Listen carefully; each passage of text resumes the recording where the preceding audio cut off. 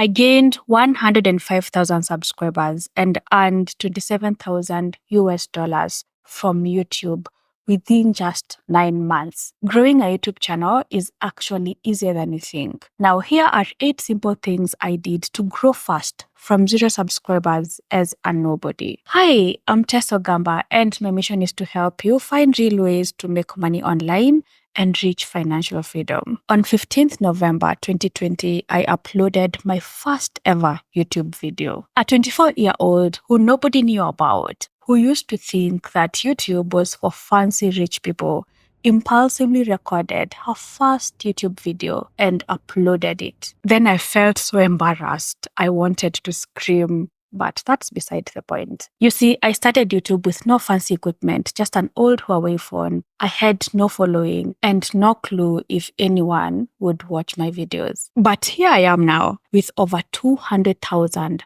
subscribers. How did that happen? Let's talk about it. By November 11, 2021, I had a total of 52 videos on the channel, had gained 5,200 subscribers, and had made a total of $560 from YouTube ad revenue. The next day, November 12, 2021, I uploaded my 53rd YouTube video, and everything, everything changed for me. This video right here took off like a rocket. Now, what exactly happened, Tess? Let's see. In a span of about 3 weeks, that is between November 12, when I published that video, and November 30th, the end of that month, that video alone had garnered about 316,000 views, brought me about 9,700 subs, and earned me 1,712 US dollars. 3 weeks, just one video. Now, remember, I had 52 other videos on the channel before uploading this video. And when that video picked up,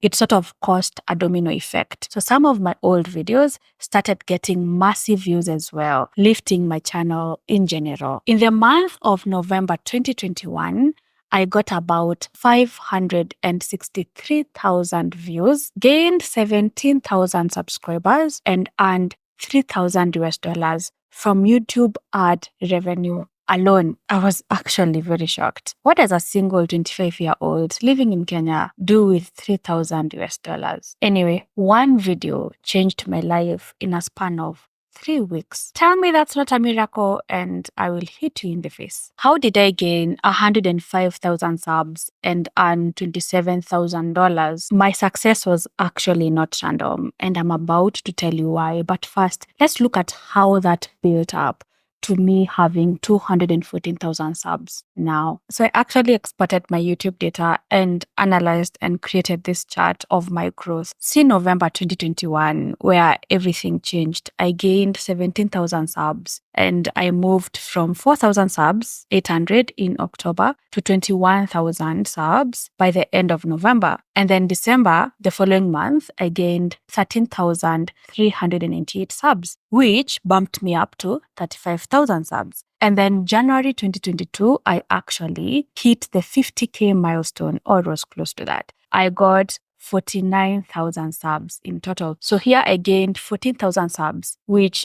cumulatively was 49,914 subs. And then now in Feb, I gained more subs. In March, in April, in May, June, and then July, the same year, I hit 100,000 subscriber milestone. Now you see, I was gaining a significant number of subs every month. You're probably wondering what happened around May, June, July. Well, let me tell you, if I had continued creating, I'd have hit 100,000 subs earlier than July. But it happened that in May 2022, the same year, was the month I was also getting married. In hindsight, I am convinced that that is the worst thing that has ever happened to me and my channel, because around April, while I was waiting for my partner to come and meet me and planning the wedding and all that, I stopped creating. I don't even understand how I got like 15,000 subs in April, but I still got them. And even though I was not creating consistently, I'd upload like one video. Some months I'd upload no videos. I was still gaining a significant number of subs every month till July, where I hit 100,000 subs. Now, how much money did I earn in that period? As you can see, I made a total of $27,805. On the month that I actually blew up, like my video went viral or somehow viral, that was November 2021, I earned $3,023. And then December, I earned $3,911. So I continued playing around $3,000, $2,000. And when I stopped uploading somewhat consistently, as you can see, this is July, and I made $1,960. In May, the month that I actually got married and kind of stopped being so much focused on my work, I made $2,172. My highest earning month in this period was April 2022, where I earned $4,754, followed by February of 2022, where I earned $4,035. March was a bit quiet. I earned $2,469. And then April, I earned $4,754. You see, before that video kind of blew up, I wasn't making any money. This is May 2021, and I only earned $11.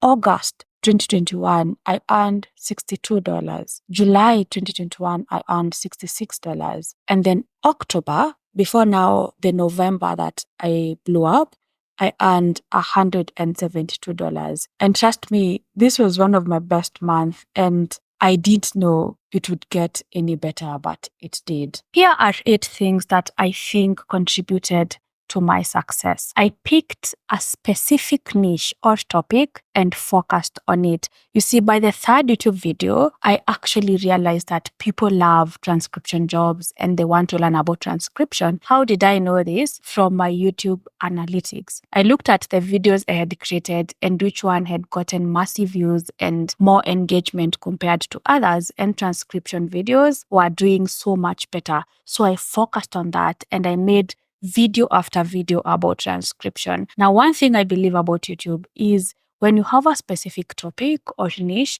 you grow faster. This is because the algorithm knows exactly who to send to your channel. So my advice to creators who are just starting out, pick one specific topic. It doesn't have to be as narrow as transcription. It can be a broad topic and create content about that, video after video. Now, when you mix your content, vlogs, I traveled, or how to make money, or how to build a cart, and you're just mixing up content, YouTube doesn't understand your audience. So it doesn't know exactly who to recommend your videos to, because one week you're making about how you cleaned your place, the next week you're traveling, the next month you're eating, the next month you're teaching people how to build wealth. So everything is everywhere. So just pick one topic and go with that. Like when you create many videos around the same topic, like the way I had created 52 videos before uploading my 53rd, which blew up, you give yourself a better chance of actually growing your YouTube channel faster, in that once that video has blown up, people will watch more videos. So once they watch your viral video, they'll find another relevant video to watch. So your new viewers will most likely stick around because you have a lot of content on a topic that they like, and YouTube will promote more of your videos.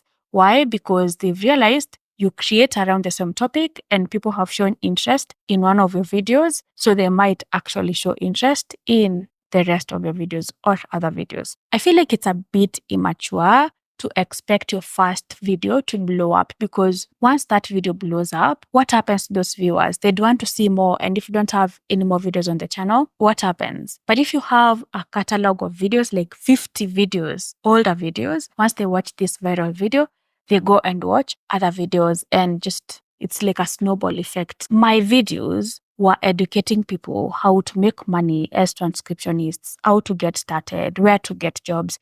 it was all about other people. I was helping people, ideally helping them find ways to make money. But here I was focusing on how you can make money with transcription. Now, making content that helps other people, that is not about you, makes it easy for you to grow on YouTube because people have a reason to watch you, even if you're not a celebrity. I was not a celebrity. Nobody knew me. I was literally a nobody, just another random 24-year-old somewhere in Nairobi. But people watched my videos. Why? Because my content was not about me. It was about them. They had a reason to watch me. Now, I'm not saying that vlog content lifestyle doesn't work, but it's kind of very hard to grow on YouTube as a vlogger unless you are big on Instagram and TikTok and people just follow you to YouTube. If you're just another random 24-year-old or just another random person like I was, it will take you a bit of time to grow unless you approach it strategically, like collaborate with bigger lifestyle creators or bigger vloggers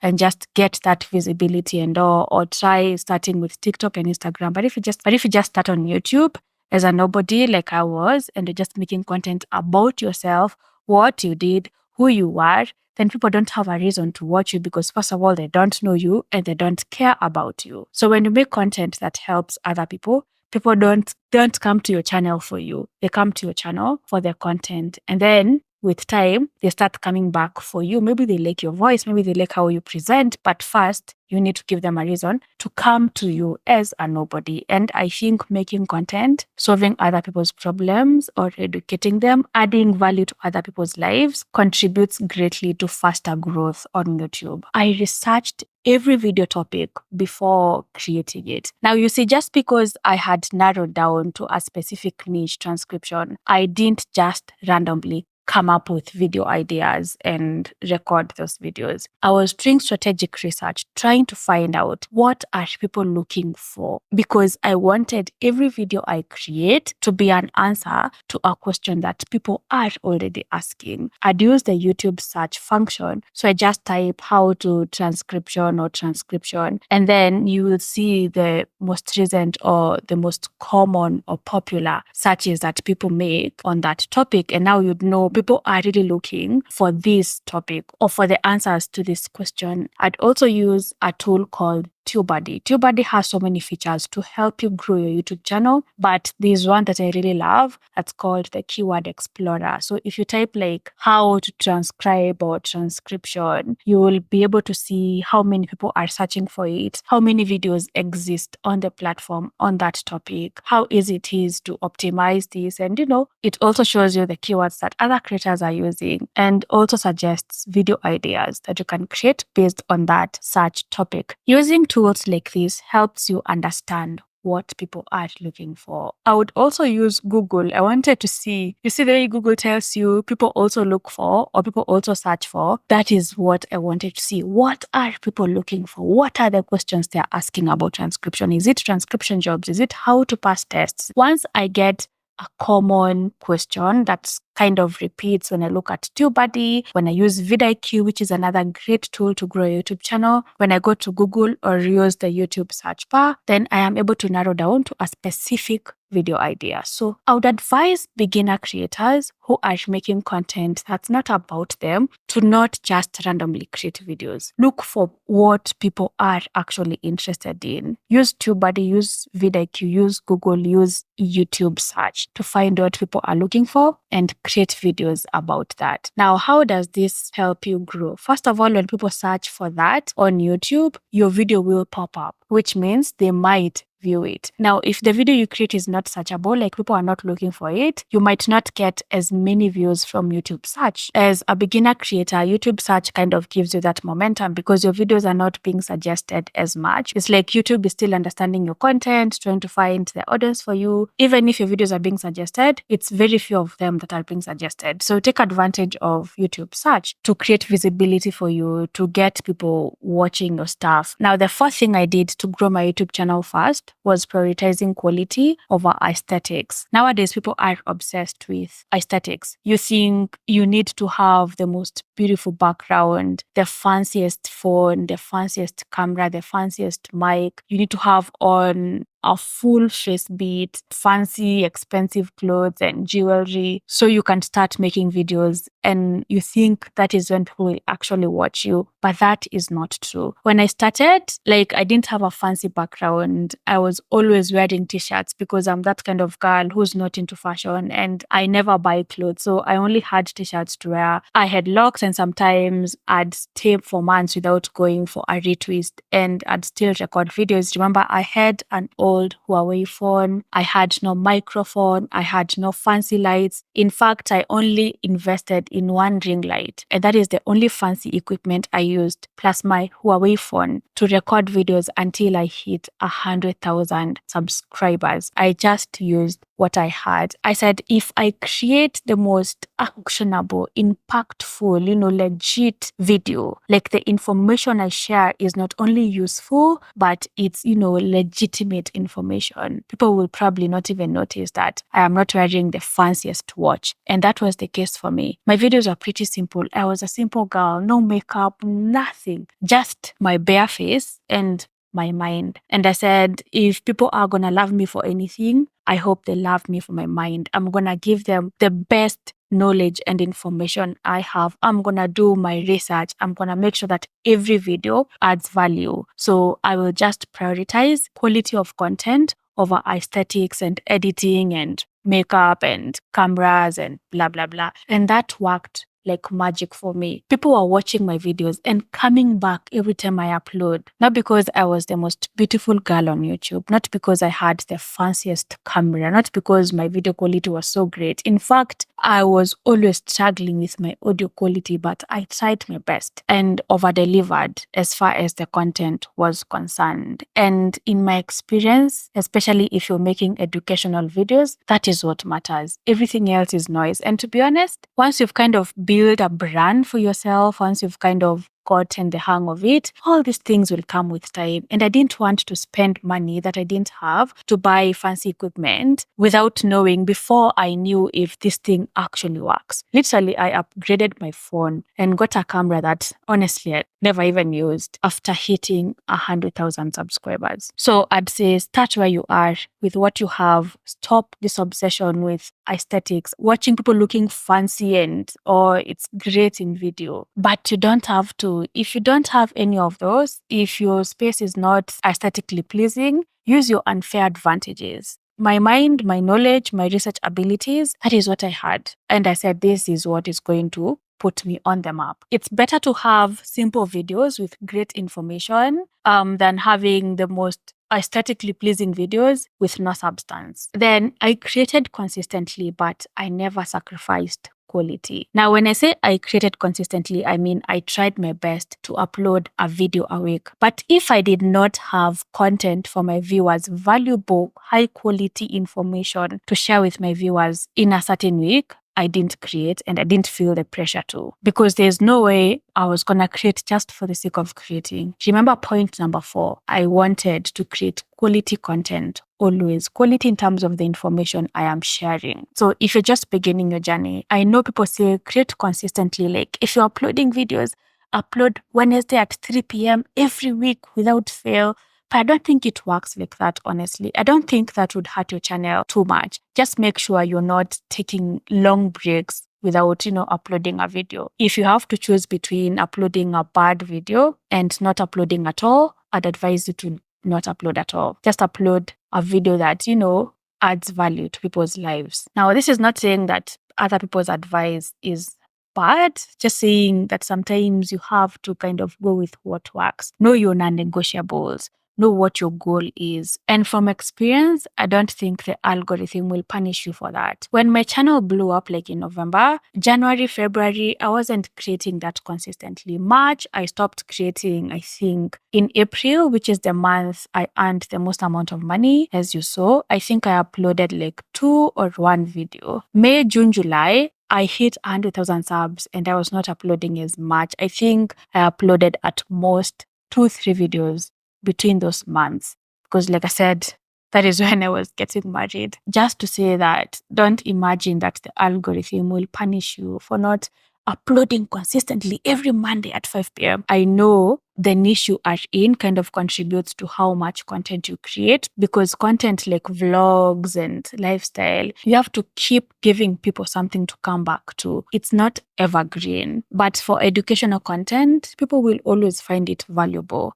That means you don't have to kill yourself creating videos like every week, every day, just to stay relevant. I see creators who create every day and I'm like, oh, that's a lot of work. Oh, I don't think I have the strength to create every day, but it's because of the kind of content I do. It takes a lot of energy and mental power. So yes, consistency is key, but don't sacrifice quality. You see, every good video you upload is you planting a seed. This video will get watched over and over again because educational content in most cases is evergreen. I let YouTube do the work. Now, I don't know how other big creators feel about this, but you see, when I started, I remember I shared my first video on WhatsApp status, and yeah, I felt very embarrassed. That is not the reason why I stopped sharing it. Okay, maybe it's part of it. The embarrassment, your friends and family seeing your videos. I shared that first video and I never shared any of my videos outside the YouTube platform until I got to like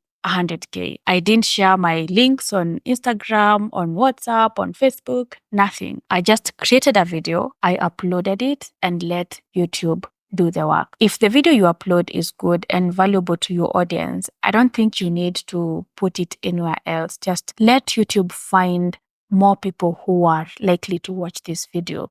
In my case, that is what I did. I never promoted my videos anywhere else. I just put them on YouTube, let YouTube do the work, spread it to people who needed that information. I mean, I think you can do that and maybe it helps. But in my case, I felt like every time I shared that video outside YouTube, the people who came to watch it didn't watch it as long as people who actually need that information watch it. You see, if you put a video on Instagram and some of your friends and family are curious to see what you've created and they click on that video, but it's not the type of content. So they watch the first 2 minutes, they see how you're dressed, how you're looking, and they're like, oh, not my thing. And they, log off or click off the video. That affects your video duration. That actually affects the performance of your video on YouTube. YouTube is great, brilliant. The algorithm is brilliant at finding people who actually would find your content useful. As long as your video is good, the average view duration is good, the CTR is good, people are liking the video, they are engaging with it, YouTube will continue showing it to more and more people. So I'd say if you're new to this, don't stress about sharing your video outside the platform. If you feel like that helps you, then do that. But in my case, it wasn't helpful and it didn't hurt my channel. In fact, I think letting YouTube do all the work helped me grow faster because it was able to find the right people, the people who actually needed my content. I know this might hurt a bit, but your family and friends will not grow your channel. Your content is probably not what they want to consume. I also focused on gradual improvement. I purposed to kind of improve the quality of my videos bit by bit. Now, when I started, I didn't know how to edit. Zero. I had never even thought of editing. It just never even crossed my mind. The moment I recorded my first video, obviously I needed to learn how to stitch different parts of a video together. And that is the only thing I learned and put my video online. Now, with every video I created, I was curious, how do I add text? Now, I'd go to YouTube, watch a tutorial. Obviously, there are experienced video editors on YouTube who show you how to do different things, how to edit videos. So I'd watch a tutorial on how to add text to a video on Sony Vegas or Premiere Pro. I used to use both. And then I'd add text to my video, upload it. Now, the next time, I'd try and learn how to add music. And then I do that. So I didn't try to learn everything at once and to become an expert at editing at once or an expert at YouTube at once. I just made gradual improvements, step by step, 1%. Improve each video by 1% so that by the time you've created 100 videos, you know so much than you did when you started. But I feel like if you set out to learn fast or to learn everything before you start creating, one, that will stop you from starting your creation journey. And it can be very overwhelming, especially if you're doing YouTube on the side. So I'd say go in, start where you are, even skill-wise. If you can't edit a video, just watch how do I edit my first YouTube video on YouTube, and do what that tutorial will tell you to do, upload it. Next time, learn something else. Just learn one thing at a time. That is what I did. And now I edit my videos pretty well. I think I'm not very good at them because video editing is not something it's not my passion, but I do it out of necessity and I think I'm pretty good at it. So every video you create is actually a chance for you to get better. I was selective about where I got my YouTube advice. I mean, when you're a beginner, you want to learn about the platform. Personally, I didn't know anything about YouTube. I wasn't even watching YouTube by the time I had started creating. I knew about it, but I wasn't heavily invested in watching content on YouTube. When I uploaded my first video, I realized that I needed to learn about the platform if I was going to succeed on it. And who's the best person to learn from? Other YouTube creators. I mean, there are creators who specifically spend their time teaching people how to succeed on YouTube. Thing is, there are so many such creators. I know some people feel like they should listen to everyone. And to be honest, sometimes they all have the same advice while others have different. I don't know how it works, but someone would say this and the other person would say something else. I don't think there's someone who's like an expert on YouTube because the algorithm keeps changing, the platform keeps changing, it keeps growing, and it's a bit difficult to be like an expert. So people share their experiences, their knowledge, what they've learned in their journey. And trust me, some things are different. So what I did is I just stuck with two. There are two creators that I felt spoke to me. I felt like the information was not regurgitated. It was not a repetition of what they've been saying or what other people are saying. It was kind of unique and valuable to me. I liked how they presented the information. I felt like, I could resonate with them. If you're a beginner, there are many YouTube creators who could help you level up your content creation game. And it's okay. In fact, it's advisable to follow them and learn from them. But if you try to learn from everyone, you will be very, very confused because everybody says different things. And as the algorithm changes, so does what they say and their advice. So it's important to know or to have one or two so you don't confuse yourself. The two people I was following, oh my God, I'd make sure I implement almost everything they taught because what's the point of learning if you don't implement? So if they said optimize your channel like this, I'd make sure my channel is optimized. But it's advisable to take their information with a pinch of salt. Don't take everything at face value. Use some wisdom and discernment. Decide on what you take up and what you don't. Even this video, there's some things that you might take up and others that you'll probably not. And that's okay. So don't just act on everything they say as if they are gods. They are not. Just be wise, stick to one or two, and take up what you can, implement it, and whatever you can't or whatever doesn't sound right to you, leave it.